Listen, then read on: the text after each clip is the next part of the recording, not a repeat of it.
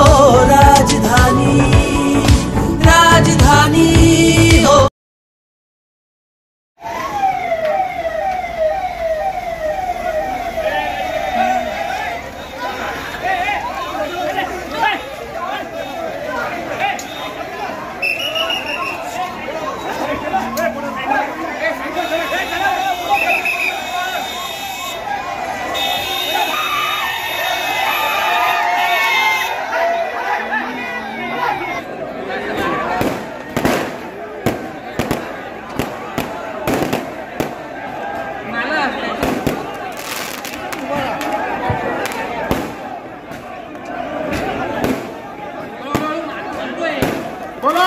छत्रपती शिवाजी महाराज की जय भवानी जय भवानी।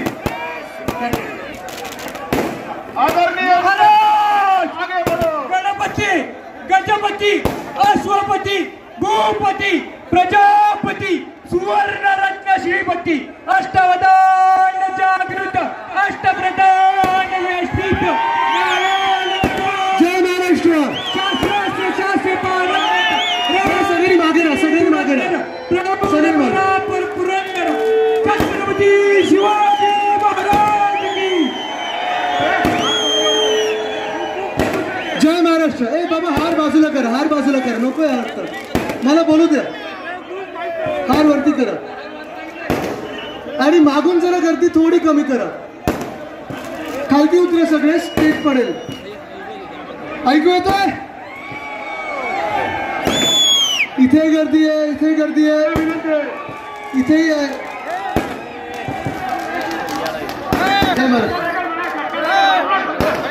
कसा बसा इथपर्यंत आता पोहोचलेलो आहे तुमचं सगळ्यांचं प्रेम बघत आणि अक्षरशः मध्ये मला काही लोकांवर रागवायला लागत होतं की मी मालेगावपर्यंत पोहोचतोय की नाही, कारण 10 वाजेपर्यंतचीच वेळ आहे। जरा फटाके बंद केले तर चांगलं होईल। 10 वाजेपर्यंतचीच वेळ आहे, त्याच्यानंतर पण जास्ती बोलू नाही शकत। मंदिरात नंतर दर्शनाला जायचं आहे, पुढे उद्घाटन पण आहे, पण हेच तुमचं प्रेम बघायला, हेच तुमचे आशीर्वाद घ्यायला मी इथे आलेलो आहे। दिंडे साहेब जरा फटाके बंद करा सांगा। ऐकू येते ना मी फटाक्याचा आवाज असला तरी? काय झाले काय फटाक्यांचा बार त्या गद्दारांसारखा 50 शिवाय कमी नाही होत।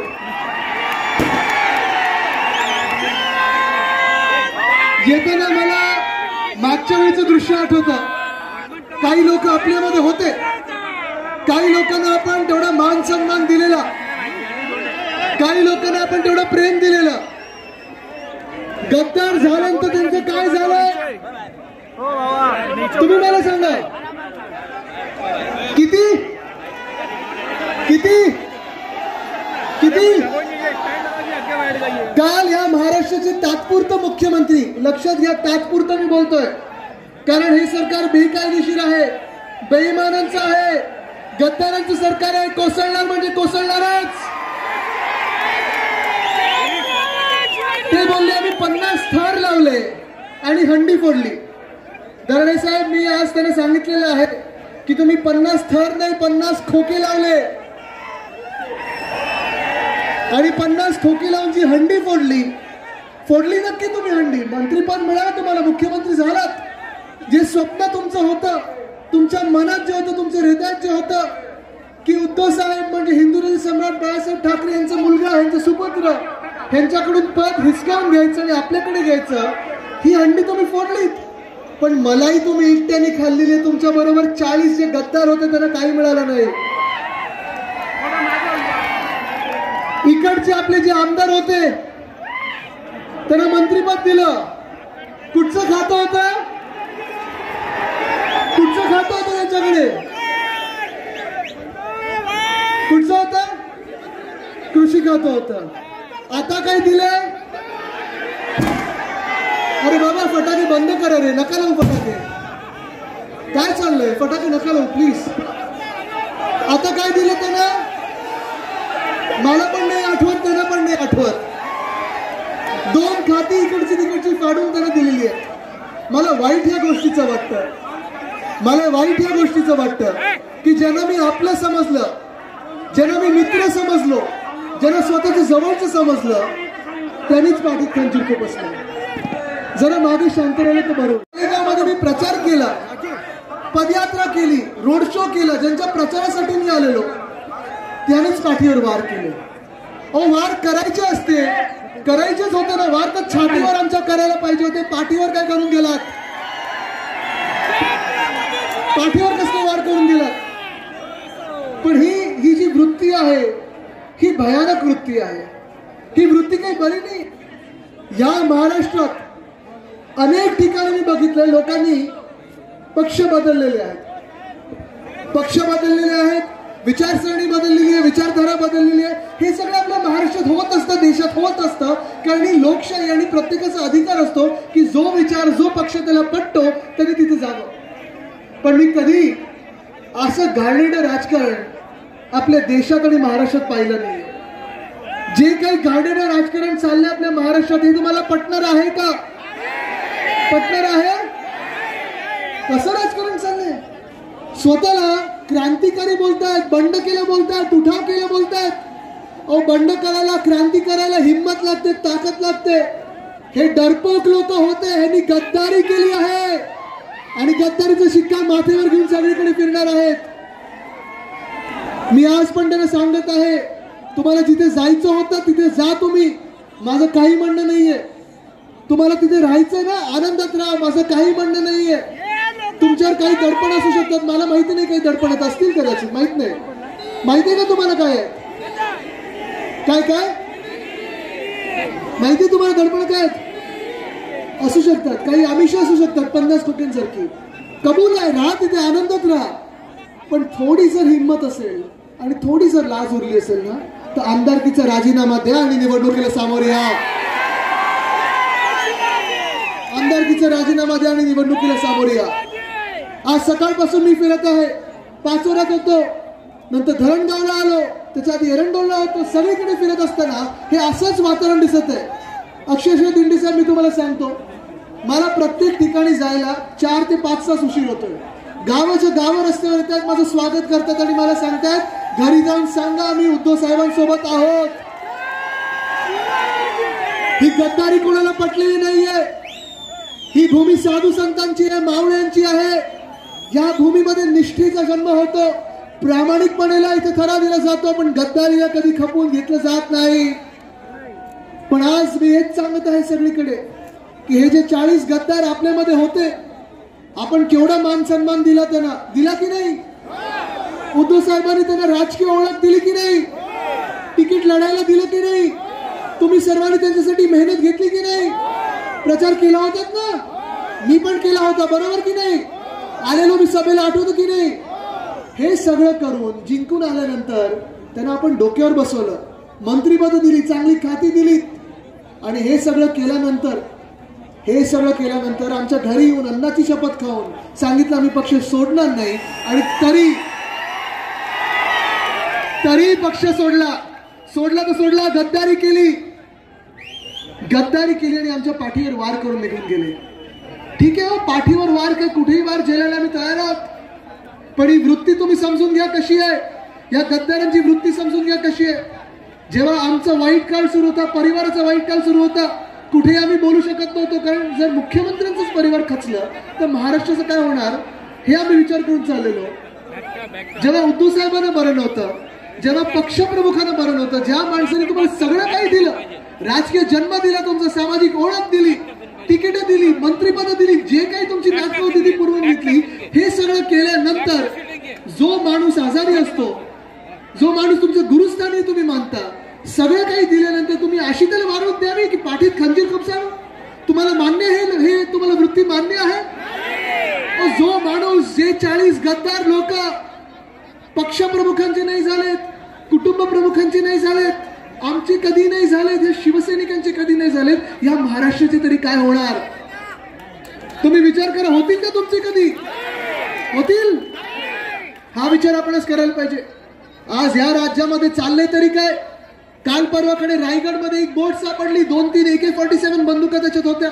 आज मुंबई पोलिसांना एक व्हॉट्सअप आलाय धमकीचा की मुंबईमध्ये काहीतरी मोठं होणार आहे. शेतकरी आत्महत्या करत आहेत. गेल्या आपण बघितलं असेल 2-3 आठवड्यामध्ये जी अतिवृष्टी झालेली आहे, ज्या महाराष्ट्रात विदर्भामध्ये आपल्या आमच्या मराठवाड्यामध्ये पूर आलेला आहे, ओला दुष्काळ असून जाहीर करत नाहीये. महिलांवर अत्याचार सुरू आहेत. सगळीकडे हाहाकार माजलेला आहे. पण कोणी या निर्लज्ज सरकारमधला, कोणी या गद्दारांमधून लोकांमध्ये फिरताना दिसत नाही, लोकांचे प्रश्न उठवताना दिसत नाही.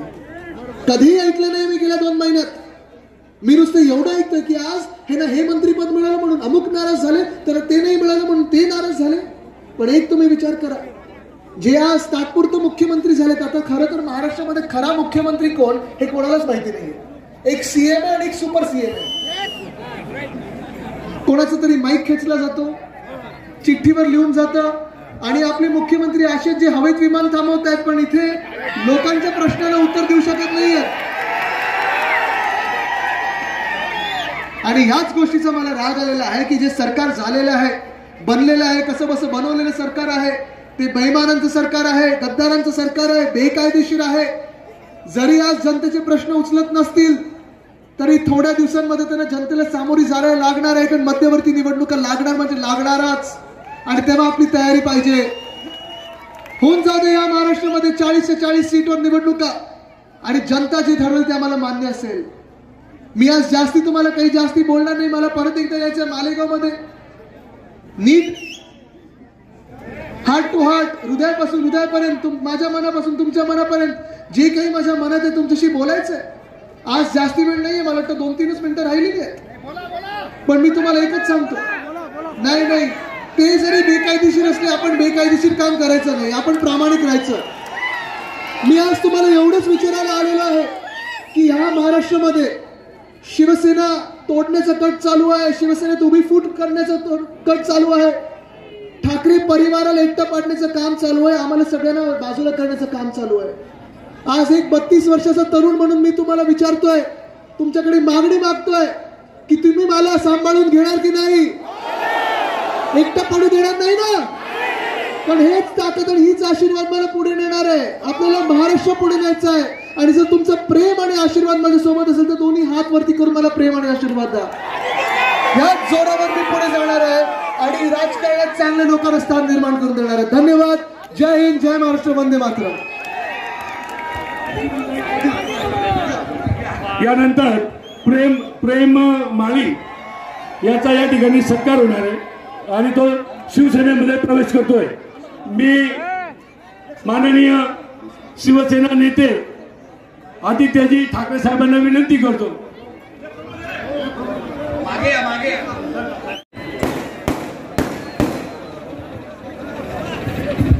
छत्रपती शिवाजी महाराज की जय. शिवाजी. अरे कोण आला रे, कोण आला.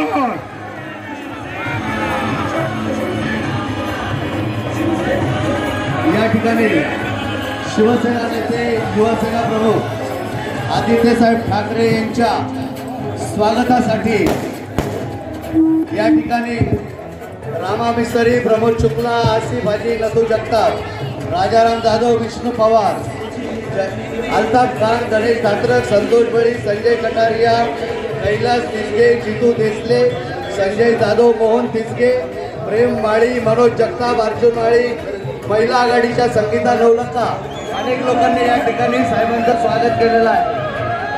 साहेब जाता जाता